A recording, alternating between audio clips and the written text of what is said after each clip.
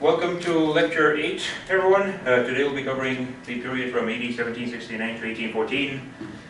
And this is probably the most technical lecture and the least military lecture, but it introduces a lot of important concepts that will be important for essentially the rest of these lectures. So it's worthwhile to go through them.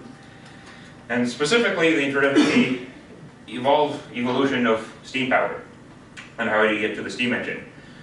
Experiments with various sorts of steam-based devices go all the way back to antiquity.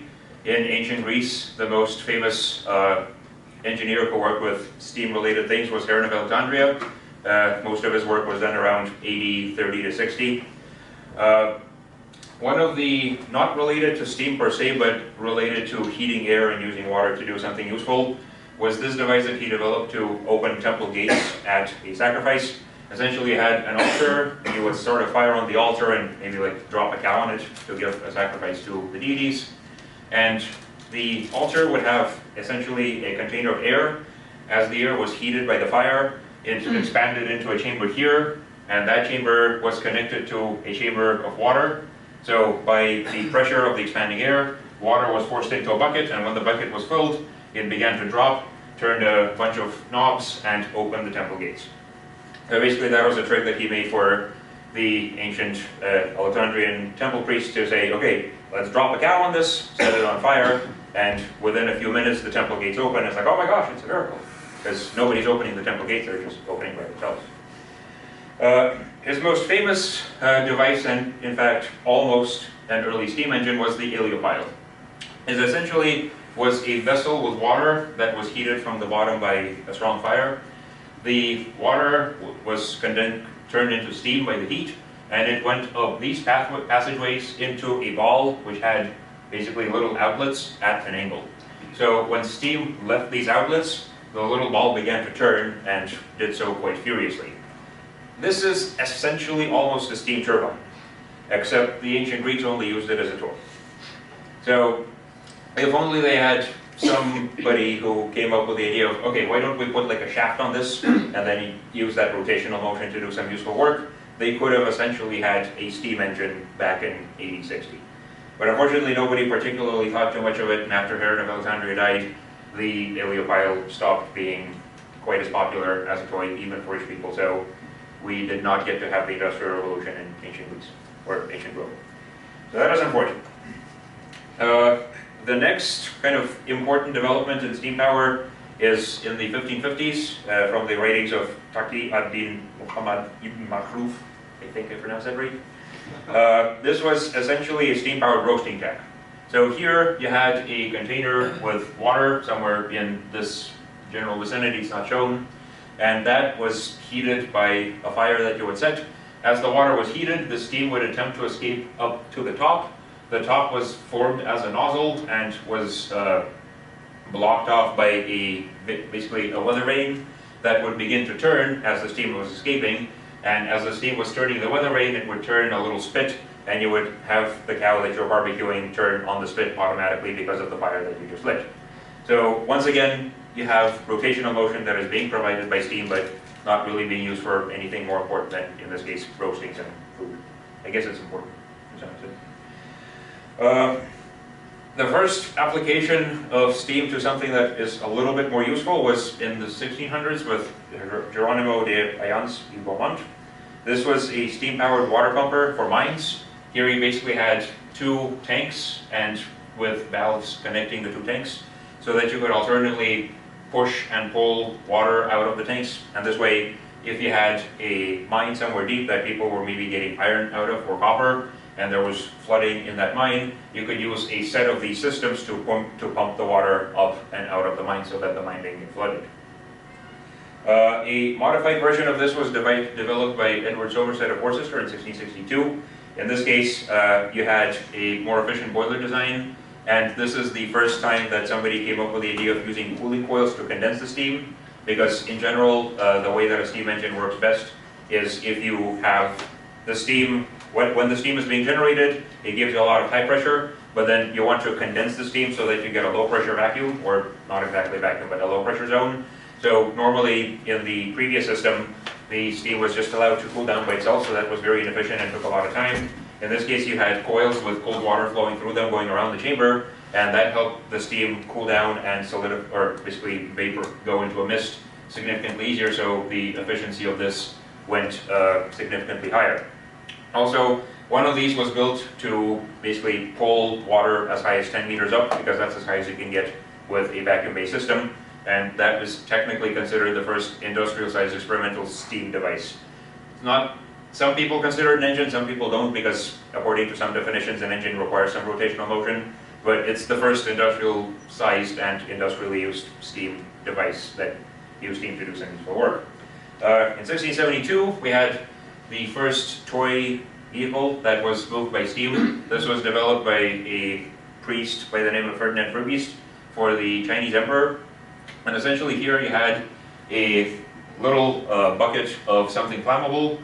On top of that you had a container that held water and a little outlet. When the water heated, the outlet let steam out, and as it came out it turned this little water wheel.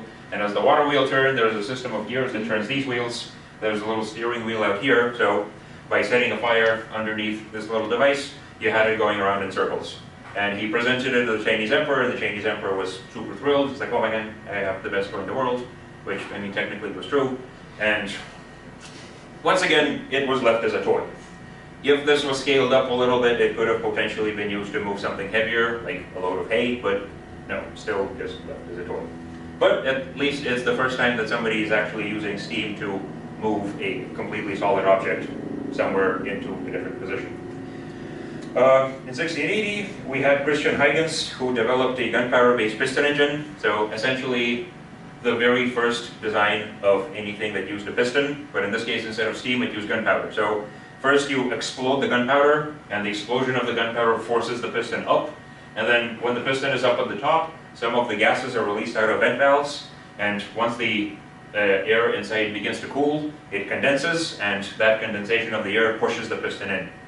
And essentially, as long as you apply gunpowder charges to this, it'll keep on pumping the piston. And reportedly, there was a device that was built by Huygens that could pull as many as 8 boys up on the downstroke, but there is some, basically, there's a lot of disagreement between historians as to whether that was an actual device that he built, or whether that was just some calculations that he made but never actually built it. Because Huygens was famous for doing a lot of calculation for astronomy, for physics, so it's completely reasonable that this would have been left as just a mental exercise.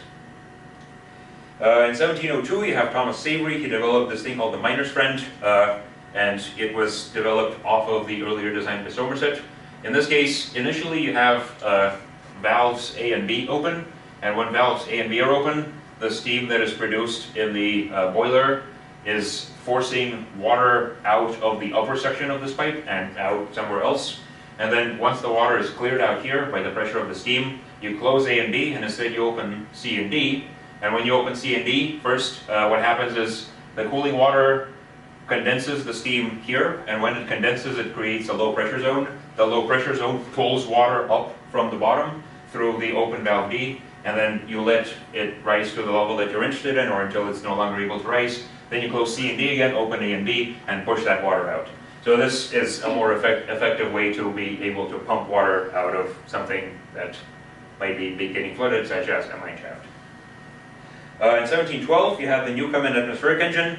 That was essentially the exact same concept, but instead of just using steam, it also used a piston, so that now you could attach a bucket to that piston, for instance, if you needed to. And in this case, when your boiler is at point A, and the piston P is moving up and down, and it's connected by this long bar to a larger device on the outside. Initially, you open up valve V that lets steam into the chamber B, and when steam is let in, it forces the piston upwards. When the piston is forced upwards, it allows this device to come down, and then once it's all the way down, you can go ahead and close valve V and open up valve V prime.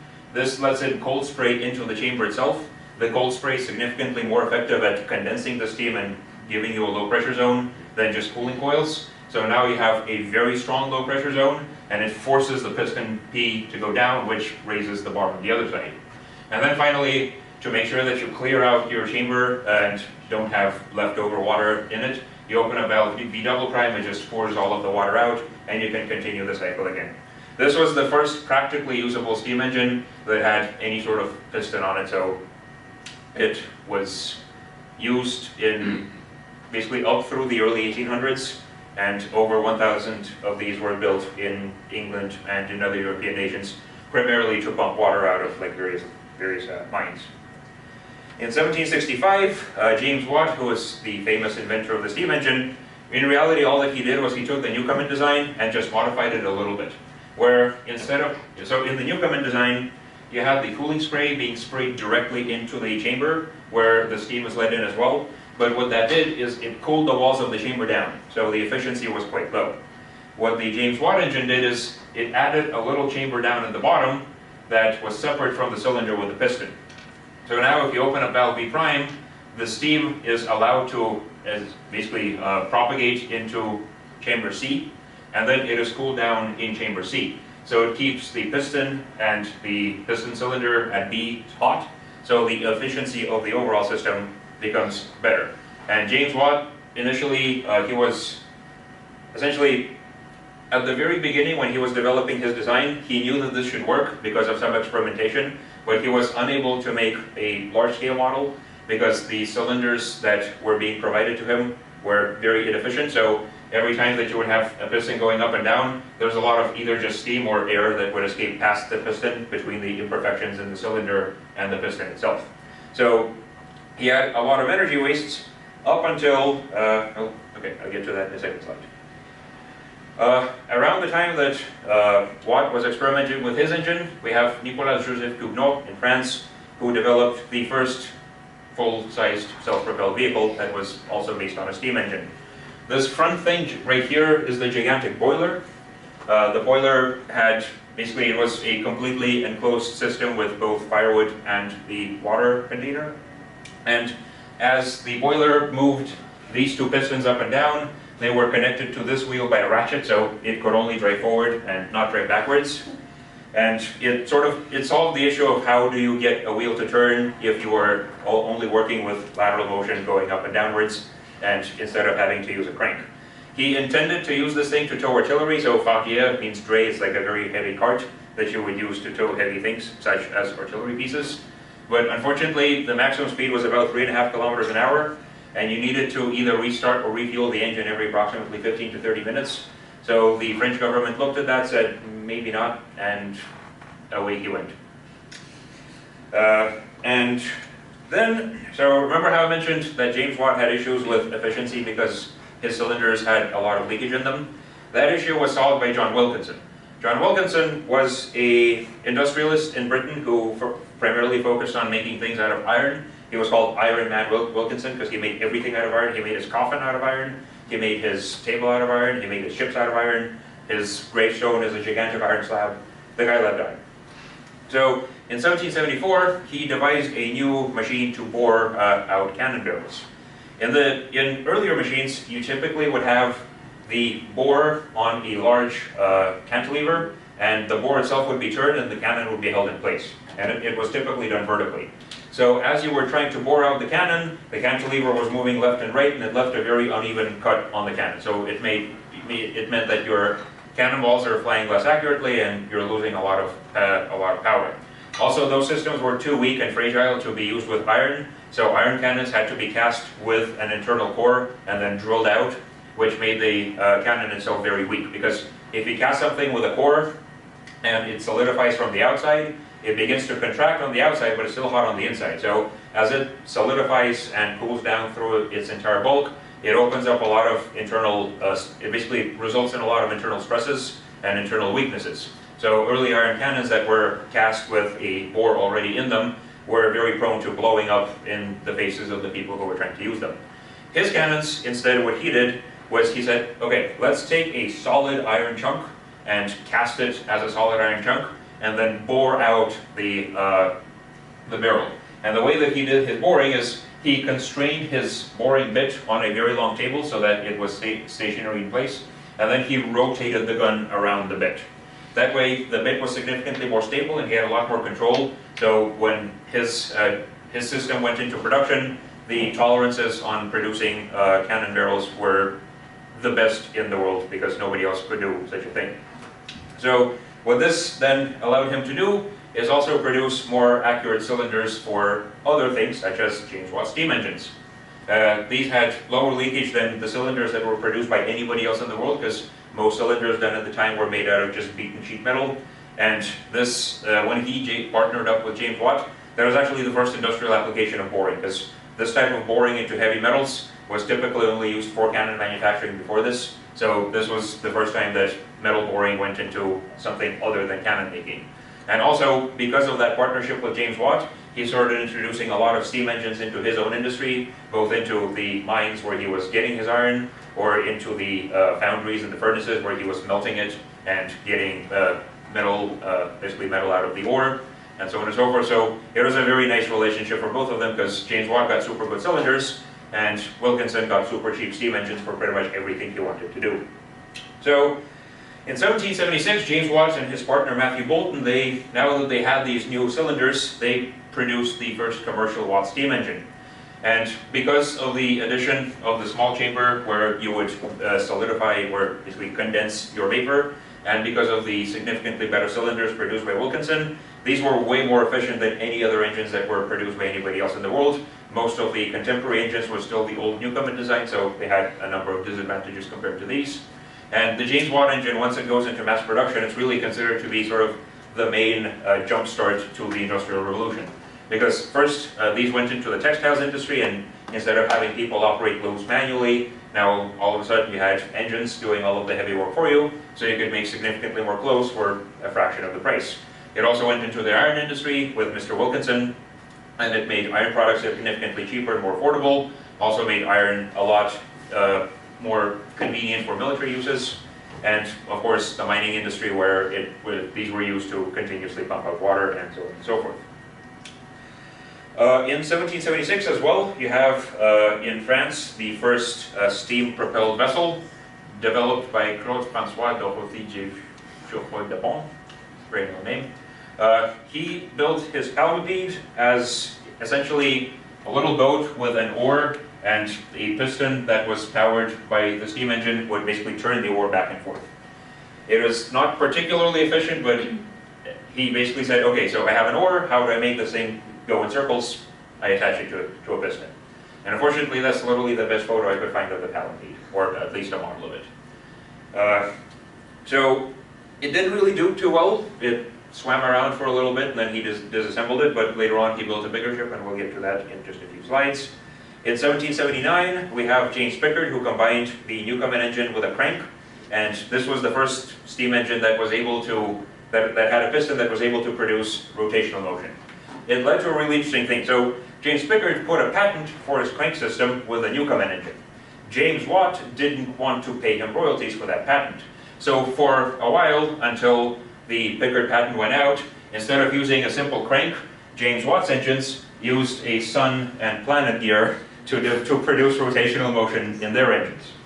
This was literally all because they just didn't want to pay the guy, and it probably would not have been that expensive, but I guess matter of principle. So the moment that Pickard's patent went out, they just switched over to a crank system, and we've been using cranks on our engines ever since. In 1783, James Watt once again develops the first double-acting steam engine. So earlier, steam was used only to push the piston upwards, and then cooling of the vapor inside the chamber was used to produce a vacuum that would pull the piston downwards.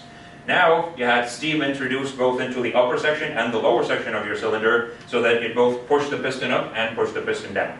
You were still cooling the steam because otherwise you just have steam pushing on you from both directions, but it's the first time that steam is being used for both the upstroke and the downstroke. This means that you have more power transmitted on both of the strokes. Also, now instead of having a chain connecting to the rod, which you're using maybe to turn a wheel, now you had a linkage, because earlier you had the power primarily on the upstroke when the steam was applied, so you could only apply force in one direction. But now that you could apply force in two directions, a chain is not able to do both pulling and pushing. So you replaced it with a 4-bar linkage, and you had more power produced from your engine. And now, also in addition to having the double acting piston, you were able to smooth out the motion by using a flywheel. A flywheel is essentially a gigantic device that has a lot of angular momentum, or angular inertia, and moment of inertia. And as it turns, once it starts turning, it's very difficult to either stop or accelerate it. So the motion of the piston would be synchronized together with the flywheel so that you had more or less uniform rotational motion, and you didn't need to worry about your steam engine essentially starting and stopping and starting and stopping and starting and stopping every few seconds. In 1783, the same French fellow, whose name I will not attempt to pronounce again, developed the next steamboat that he called the Pyroscape. And this was the first steamboat that was actually practical to use. In this case, he fitted a paddle wheel, so now the rotational motion provided by the steam engine just turned a single wheel with a bunch of paddles, and this is also the first time that you use steam power to run paddles. Paddle wheels have been around for a very long time, especially in China, but there they were driven by manpower who was literally walking on the paddle wheels themselves. In this case, you are using steam power to move the paddle, so a little bit nicer for the workers, I guess. And this was also the first public demonstration of a steamboat, because he demonstrated this boat to the public in Paris. Although after that, the French government told him to basically put that boat away before it hurt someone. So the demonstration itself was successful, but the consequences of the demonstration were not. In 1784, we have William Murdoch, who developed the first steam-powered carriage. That was actually more or less practical to use, and it was essentially a prototype for both steam-based cars and steam-based locomotives. But unfortunately, William Murdoch at the time was working for James Watt, so James Watt told him not to take out a patent and just to cease development. So he was not the best person, I guess, to work for. But this is the first time that we have a more or less practical, miniaturized James Watt engine being used to run something that is intended to go forwards and backwards, and have a little steering rod here so that you can steer the wheel just like a bicycle would. 1787, John Fitch, an American designer, developed his first steamboat. This was the first steamboat that was built for commercial use, and he had a very short-lived ferry service that ran for a few years, opening in 1788. In this case, the steam engine drove these gigantic rows of oars, so it was essentially a steam-powered galley, and he used these fairly successfully to ferry people around New York. But after a few years, his steam engines weren't really that reliable, and just the cost of operation forced him to shut down operations. So the age of the steamboat was still waiting to start. In 1801, Richard Trevithick in Britain produced the Puffing Devil. This was the first practical steam locomotive that actually ran, and ran reliably. It successfully carried 6 passengers in between 2 different villages, including up a hill, which people were really surprised by. And in this case, you had a typical James Watt engine with rotational motion produced by a crank at the wheel, because the patent of that other guy had already run out, and James Watt went back to doing things reasonably. In 1802, John Stevens comes up with the first screw-driven steamboat. It was 7.6 meters in length and could travel at 3.5 knots. In this case, he chose a screw because, unlike oars or paddle wheels, this is significantly more compact, so it was the most compact mechanism he could find to propel a boat through the water. Although this is not the first application of the screw to movement in water, we'll get to that in a few slides as well. In 1803, William Symington built the Charlotte Dundas. This was the first successful paddle wheel steamboat that was practically operated for a little bit. It was 17 meters in length and 5.5 meters in beam, and this was the first time that steam power was used to tow a device. In this case, he had 2 barges, each of them carrying 70 tons of ore, and he steamed them upriver for 30 kilometers to basically demonstrate, okay, I built a steamboat, it can do useful things, people now please pay me so that I can produce more of these.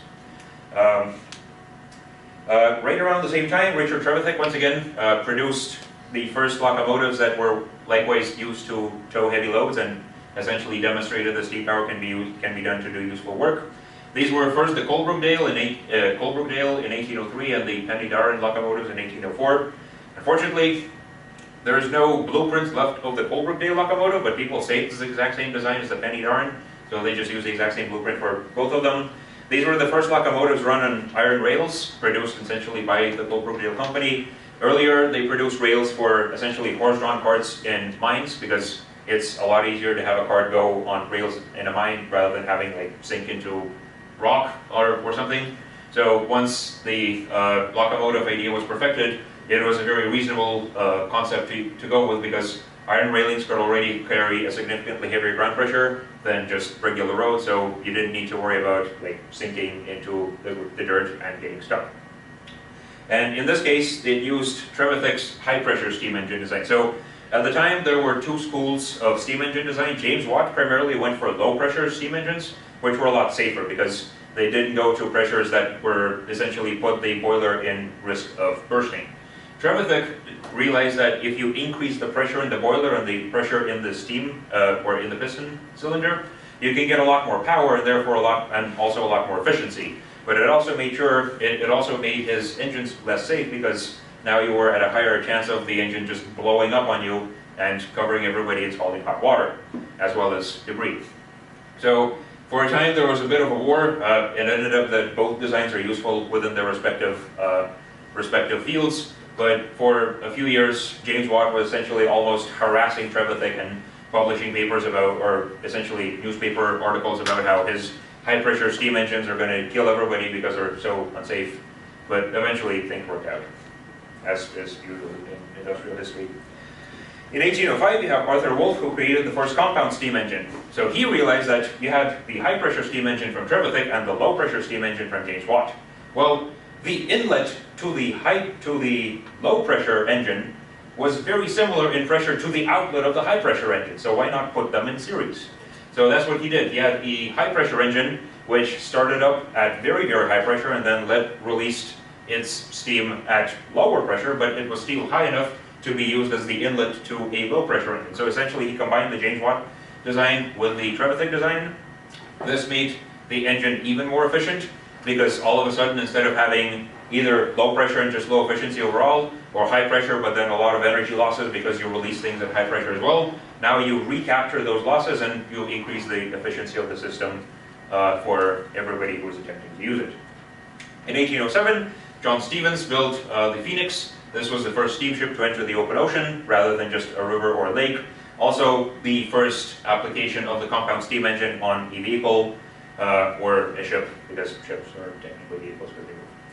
And this thing was used for a few months to ferry people down the coast of the eastern coast of the United States.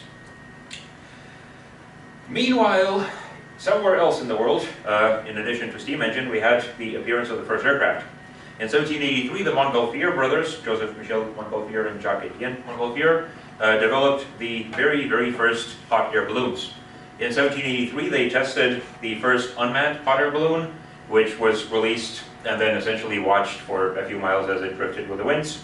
In October of the same year, they had the first manned test, where they were still confined by a tether to the ground to make sure they don't just float away somewhere not nice. And then in November, they had the first manned flight, where they themselves flew on the hot air balloon and traveled for a few miles.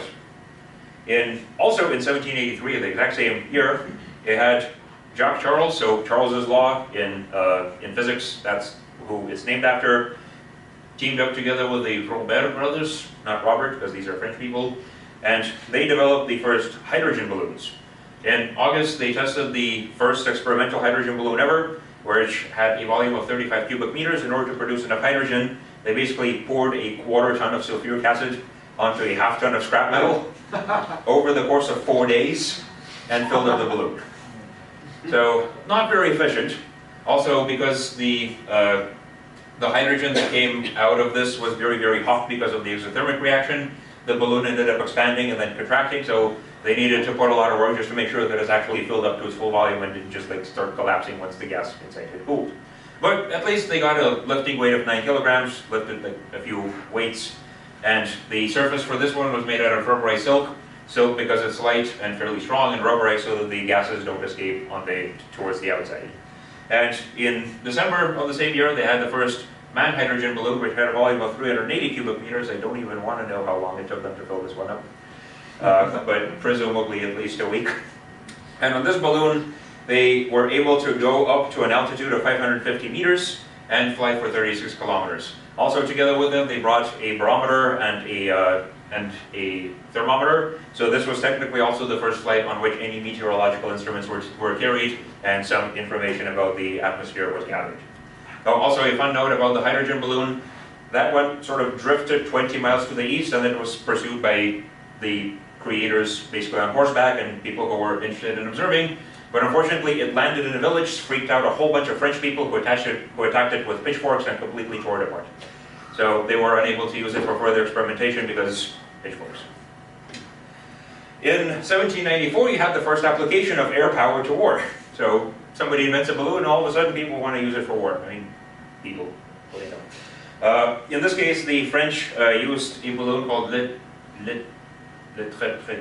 something like that, for battlefield observation. They were observing Austrian movements, and essentially the people on the balloon had been within yelling distance to the people on the ground, so they could look through with a telescope and say, okay, so the Austrians are moving right. They would yell that to the commander would send off the right commands, and they were able to respond to Austrian movements better than the Austrians were able to, because the Austrians just saw everything from ground level, and yeah. Would it be easy to just shoot a fire arrow and then it will explode? So, I mean, the battlefield here was a few dozen kilometers in size, Okay. and also I don't think that the Austrians really realized what that was. Presumably they might have thought it's a cloud, or no. But definitely you're not going to be thinking, oh my gosh, I'm just going to shoot something that's burning at it, is going to come down, because you have no idea what the heck this thing is. Kind of like when the first tank comes out, you don't know that you should just shoot it with an artillery piece. It's like, oh my god, it's a box, it's moving, it's killing me. And sort of leave it at that. And back to somewhat more military themes. Right around the late 1700s, we have the standardization of artillery to 3 different types. The first type, and the most common type, is the field gun. Typically, these have a barrel length of around 30 calibers. So if you imagine the width of the gun is a caliber, then if the length is 30 of those calibers or more, it's technically a field gun. And these are typically used with barrel elevations less than 40 degrees, because if you raise it to a high elevation, you have so much power that your shell just goes out to the end of the world and you don't hit anything that's useful. Then you also have the howitzers. Howitzers are shorter. They typically have barrel length of 15 to 30 calibers, but that can be stretched both upwards and lower than that. And barrel elevation for these is typically above 40 degrees, so these would be mostly used for plunging fire over enemy fortifications and into, let's say, enemy cities.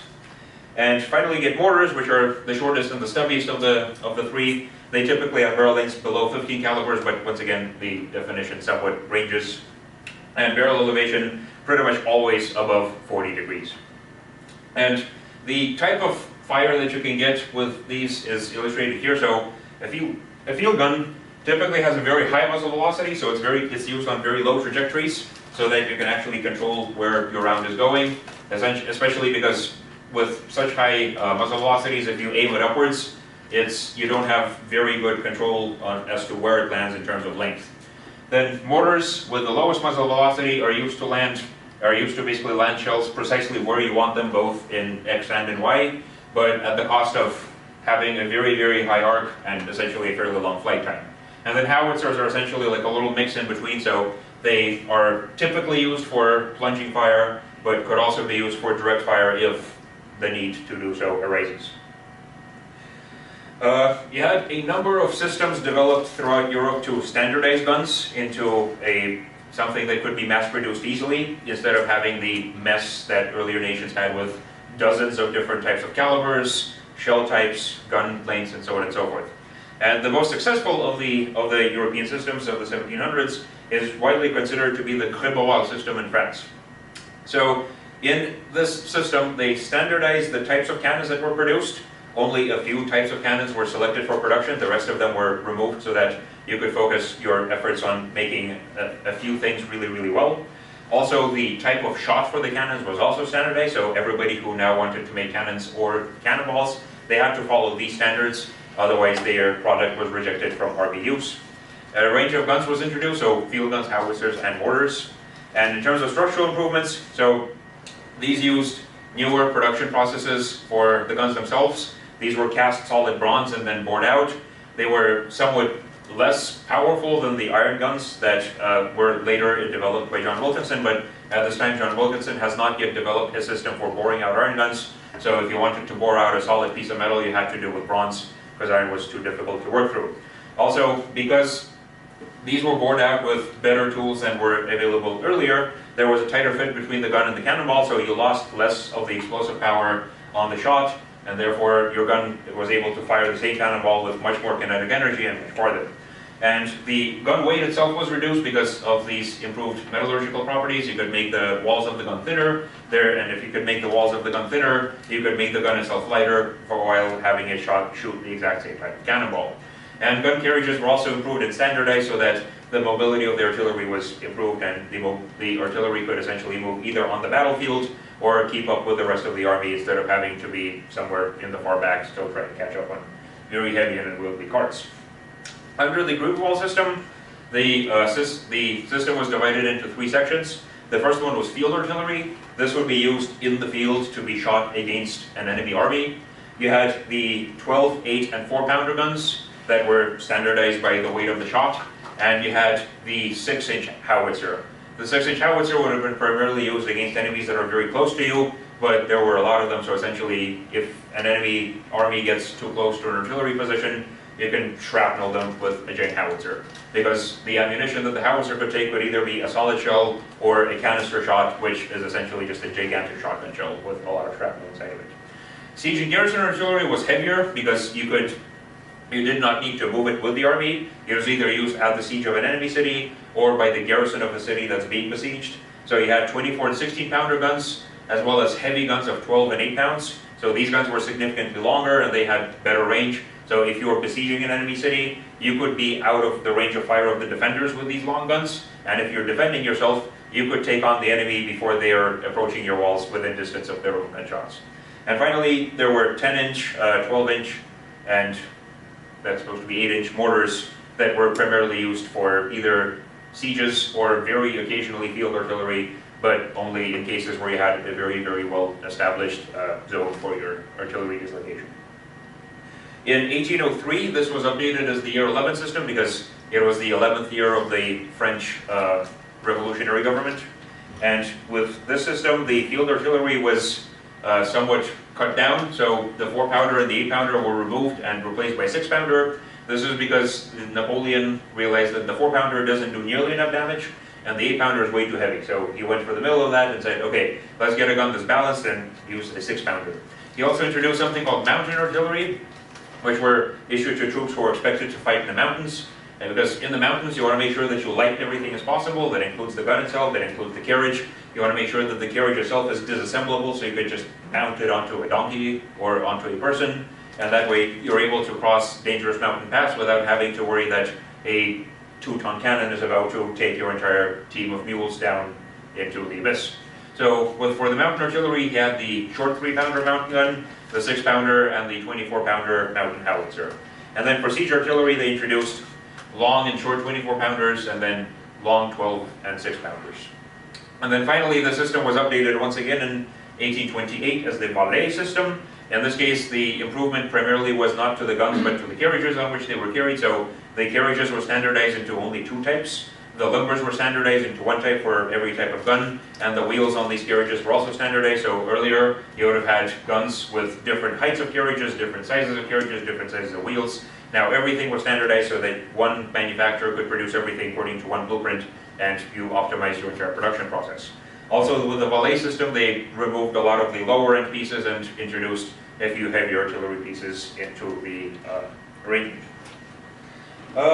Another addition to the development of artillery-related things were the first metal body rockets, which were developed first in India, in the kingdom of Mysore, not entirely sure, around 1770.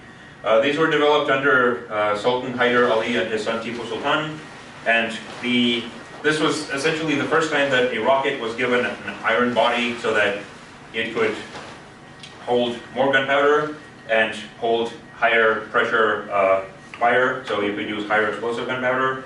This then meant that the rocket was able to produce more thrust, and that gave you more range and more speed for the rocket itself. The Mysoreans established a dedicated set of rocket infantry units. Most of these infantry units would carry just rockets on essentially sticks, so that you could hold the stick and not have to hold the rocket in your hand while it's being launched. But some of them were deployed as multiple rocket launchers, typically no more than just 5 rockets in one go. Most of the time, the rockets were about 20 centimeters in length and 7.5 centimeters in width, and they could be fired to a range of about 2 kilometers. An interesting development that the Mysoreans realized is if a rocket like this hits the ground, unlike earlier rockets, which might have been made out of bamboo or paper or some sort of wood-based structure, they still kept on going because they didn't break on impact. So they attached swords to the rocket body so that as the rocket kept on flying along the ground, it could just cut whoever gets in the way. I mean, it works. So the first time these were used against the Europeans was at the Battle of Pollilure in 1780. The British went in with their very nicely, tightly packed infantry formations. The redcoats are coming, the redcoats are coming, the redcoats are being blown up by rockets. Oh dear. In this case, the rockets ended up destroying the very large number of the army, both because they were literally flying things with swords, and second of all, because at the end of the rocket itself, there was a very large explosive charge, which then detonated right in the middle of the fray, or right in the middle of a soldier who happened to be struck by a sword. The other reason that the British lost this battle very badly is because some of the rockets hit the ammunition store and the entire ammunition store detonated. So the British were just not having a very good day on this particular battle at all. But they learned their lesson, so in response to experiencing this defeat and a couple of other battles where the Mysoreans used their rockets, they developed their own rockets, the Congreve rocket, where Sir William Congreve essentially took the Mysorean design, copied it, and made it bigger and better and a little bit more destructive. The first ones were produced in 1806. These were constructed from sheet iron. The Mysoreans also made theirs essentially from sheet iron, but of lower quality.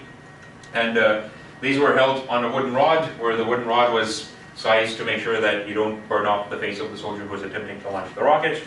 And a launch of this was possible from either a dedicated wheel frame, a tripod, or any real sort of ground support. So if you found a boulder against which you could hold the stick while you're launching the rocket, you could launch it against a boulder or against a trench. Three main classes were introduced. There were heavy, medium, and light rockets. The heavy ones typically had the rocket itself up to 6 feet in length and weighing up to 300 pounds in total, so that includes the rocket, the fuel, and the explosive warhead. And the rod on which it would be carried would be up to 27 feet in length. The medium ones typically had a rocket between 2 and 4 feet, and a rod of 15 to 20 feet, and then a weight for the rocket itself of around 20 to 40 pounds. And then the light ones had rockets that were 16 to 25 inches, a rod which was 8 to 14 feet, and then weight of 8 to 16 pounds. Also, as is illustrated here, there were a number of types of ammunition for these. The simplest one just came with an explosive charge at the end, but there was also a tiny little parachute deployed explosive charge, which would be essentially shot out of the rocket at some point. So as you lit the rocket, you also lit the fuse for this charge. So once it was shot out, it then descended on a parachute, and when it descended, it would blow up either on contact or with a little timer. The advantages of the rocket is that, unlike gun artillery, a single rocket was much lighter and could be carried to a lot of places that a gun could not possibly be towed into. So this would be very useful for mountainous terrain, or it could be fired off of just like a little rowboat, whereas a field gun, which weighs more than a ton, if you put that on a rowboat, the rowboat sinks and you have no more gun and no more rowboat. The firing range was actually pretty comparable, or usually slightly lower than for guns, so that wasn't a disadvantage.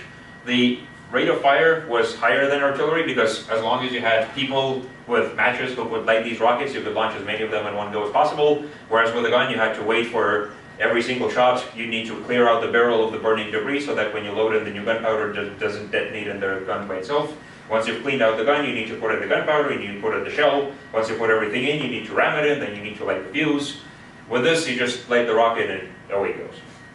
And the explosive charge that these carried was pretty large, which was important because most of the field guns and the guns that were used for artillery were either not using explosive shells at all, they would have been just using solid cannonballs, or if they were using explosive shells, they had to fit into the barrel of the gun, so there was less explosive in the shells as well.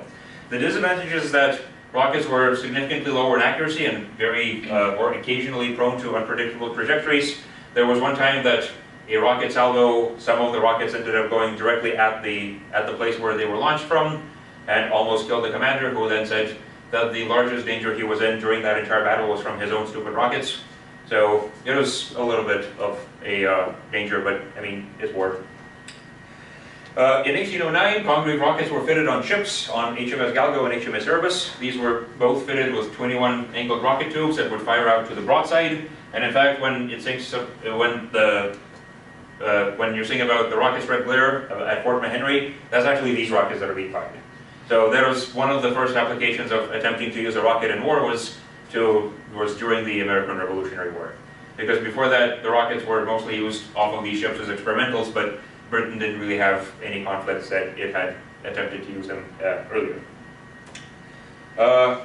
Right around this time, we also see the ships of the line, which were introduced a few, essentially a century and a half earlier. They reached their maximum point and then eventually go into decline. This is the Nuestra Señora de la Santísima Trinidad, Spain's largest ship of the line ever built in Cuba, and this was the only ship that was fitted with 4 complete gun decks. Every other ship either had 3 gun decks and then some guns in a little bit of a forecastle, or a little bit of a forecastle, a little bit of an aftercastle. The Santísima Trinidad was originally built like that as well, but in a few upgrades and eventually in 1802, they just completely gave it a full 4th deck that was fitted with light guns. So this ship was originally launched in 1769. It displaced almost 5,000 tons, 60 meters in length, 16 meters in width. And as built, the lowest deck would carry 30 guns of 36-pounder ammunition, 32 guns of 24-pounders. On the second deck, the third deck would carry once again 32 guns but 12-pounders, and then the upper deck originally carried just 18 8-pounders. The reason that you mount your heaviest guns at the bottom and the lightest guns at the top is stability. So if you want to make sure that your ship doesn't capsize, you want to make sure that as much of the weight is down towards the bottom as possible. So you put your heaviest guns on the bottom and your lightest guns on the top. That way your ship is significantly more stable and doesn't just tip over at the first wind. In 1802, once again, the 4th deck was completely closed over and the armament was increased to 140 guns, primarily by introducing a whole bunch of new 8-pounders on the top deck. And in 1788, the French launched essentially their own version of this. This was the Océan class of the line. They built 13 of these, if I'm not mistaken. And these are generally considered to be the largest practical sailing warships. There were a few ships that were bigger than this that were built in subsequent decades, but most everybody realized that they were way too heavy and way too cumbersome. And by the time the steam engine had already come into full use, so those larger ships were actually backfitted with steam engines and became mixed sail and steam powered ships. The Oceans, they displaced 5,100 tons, so a little bit larger in displacement, length, and beam. Armament was pretty similar to the Santísima Trinidad, except that they didn't cover the 4th deck, so they just had some amount of guns on the backside and the aftercastle.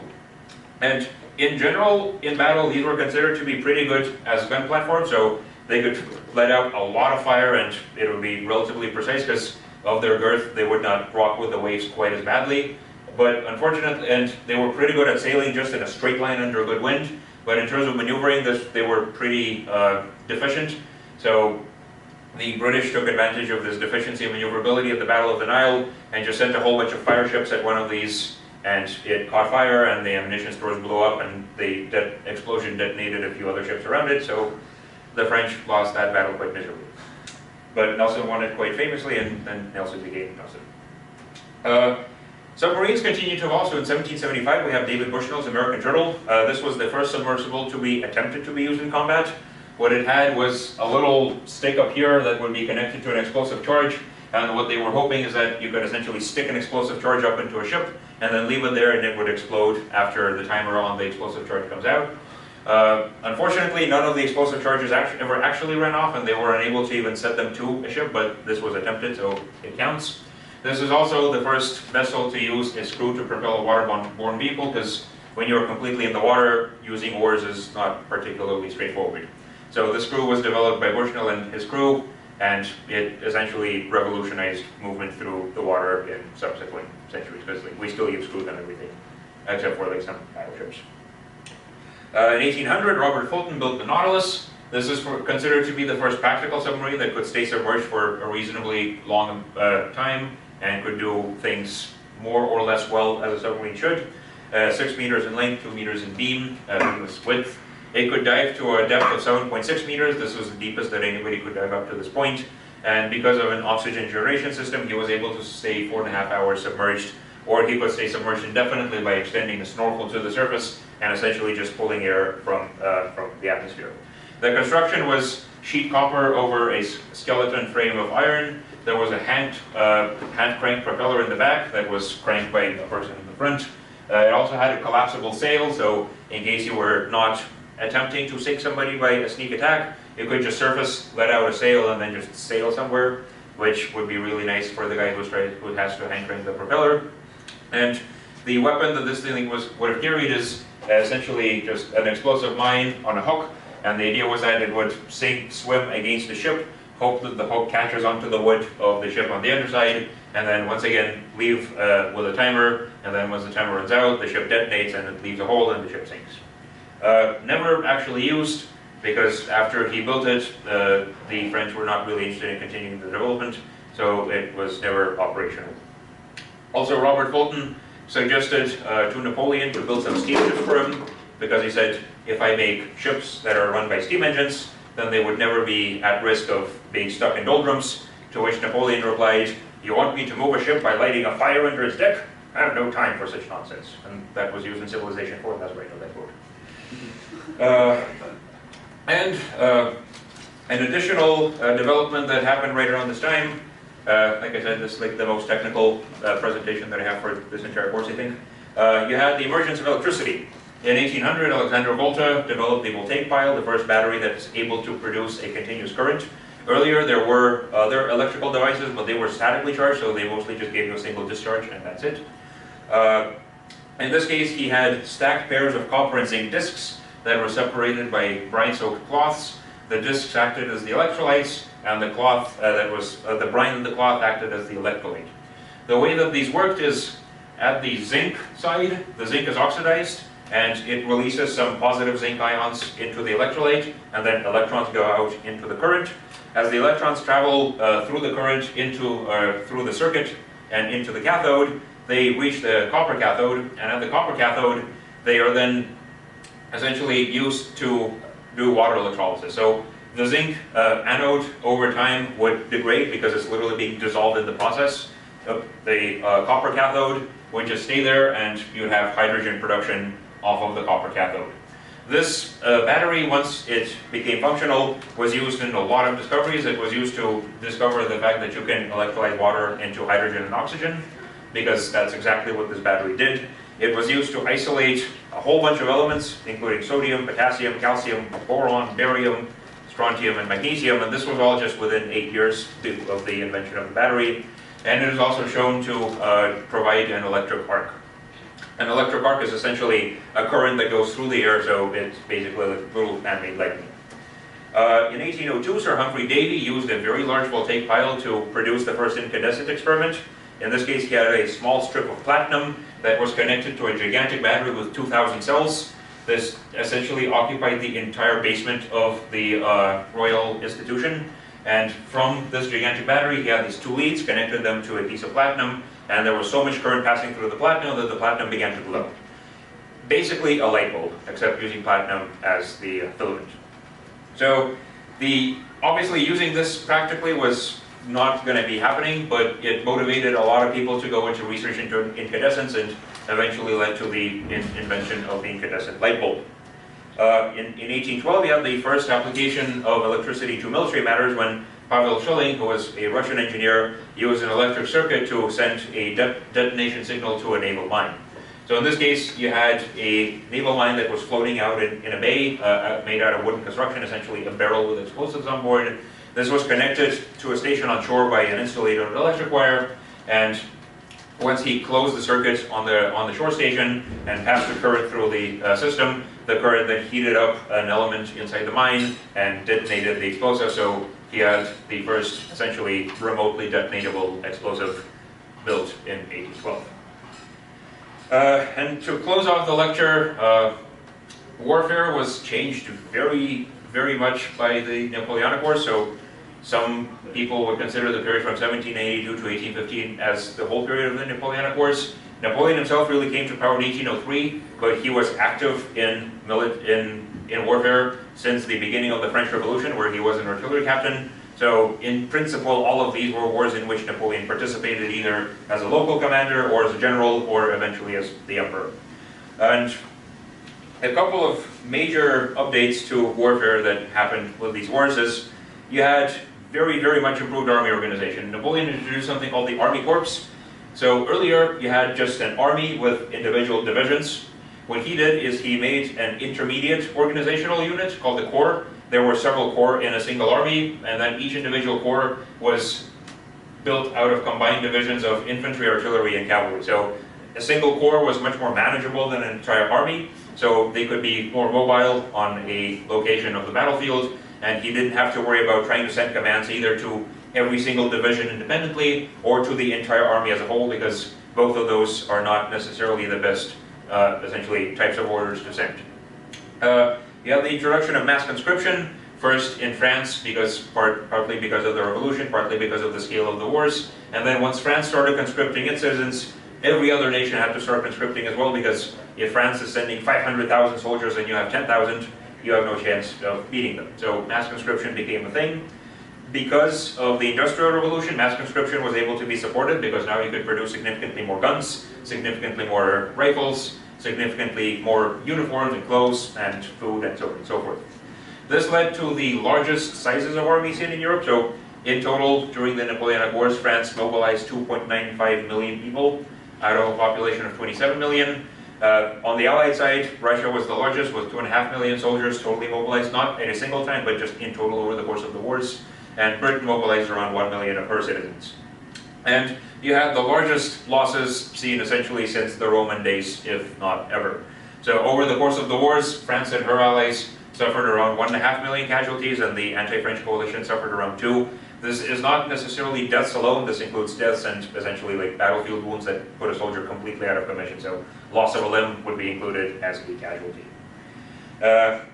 And in terms of changes in warfare itself, the Industrial Revolution once again gave you a very large bulk of material for your warfare. So you could field these gigantic conscript armies and make sure that everybody had a gun, everybody had all the ammunition they needed to. And you also see the rise of something called total war. So total war is the concept where war is waged not by the army itself, or not only by the army itself, but by the entire nation as a whole. And this was in part fueled by the rise of nationalism. So one of the big things that the French Revolution did was introduce nationalism to the world.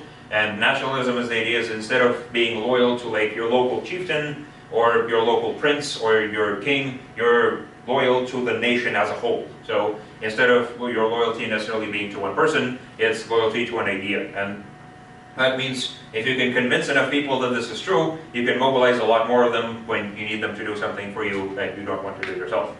So this also meant that the public was more invested in war, so people who were working in the factories were now military assets because they were producing weapons for the army. People who were working the field were military assets because they were producing food that was for the army. People who were making clothes were military assets. They were making clothes that was for the army. So everything now, including every single aspect of civilian life, became a factor of strategic importance, and because it became a factor of strategic importance, it was now important if you were trying to take over an enemy nation that you crush that. So in case you were attempting to crush France, you had to crush not only her army, you had to crush her factories, you had to crush her farm fields, you had to crush everything, because if you don't do that, then you might defeat the army, but it'll just come back a few years later with a completely new army with fresh guns, fresh food, fresh everything. So now the entire nation was invested in a war rather than just the military aspect of it alone. And also you have improvements in communications. This was the first essentially very efficient long-distance communication system, the semaphore telegraph. These were towers with essentially little arms on them. So just like on ships you have people with flags doing different like loop-the-loops and YMCA signs. This would be a much larger version where some of these arms could stretch for 20 feet across, and these would be put on line of sight several miles away from each other. So if you needed to send a signal from Paris to the other side of the French Empire, instead of having to send people by horse, you would just have a whole line of these, and they were trained to observe one another at all times. So the signal could be carried in just a matter of a few hours over the course of several thousand miles, instead of having to wait for a few days for the guy with the horse to finally get there. And that is it for today.